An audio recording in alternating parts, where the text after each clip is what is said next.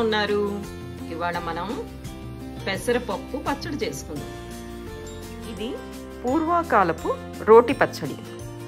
దీంతో పాటు చారు కానీ తీపి పులుసు కానీ చేసుకుని తింటే చాలా రుచిగా ఉంటుంది.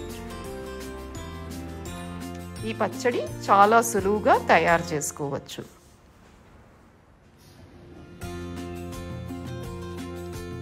దీనికి కావాల్సిన పదార్థాలు మనం చూద్దాం ఇప్పుడు. పెసరపప్పు, ఎండుమిరపకాయలు, అది ముందరగానే నీళ్ళల్లో నానబెట్టుకోవాలి ఒక అరగంట సేపు. జీలకర్ర పొడి, ఇంగువ, నిమ్మకాయలు, కరివేపాకు.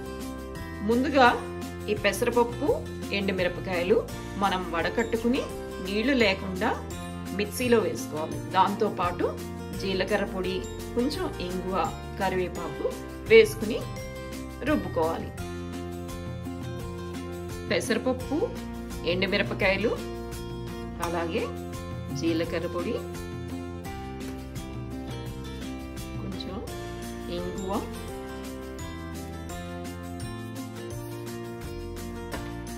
అలాగే కరివేపాకు, తగినంత ఉప్పు వేసుకుని మిక్సీలో రుబ్బుకోవాలి. ఇది రుబ్బుకున్నాక దీంట్లో నిమ్మకాయ పిండి మళ్ళీ ఇంకోసారి రుబ్బుకుందాం. పెసరపప్పు పచ్చడి రెడీ. సర్వింగ్ బౌల్లోకి తీసుకోండి.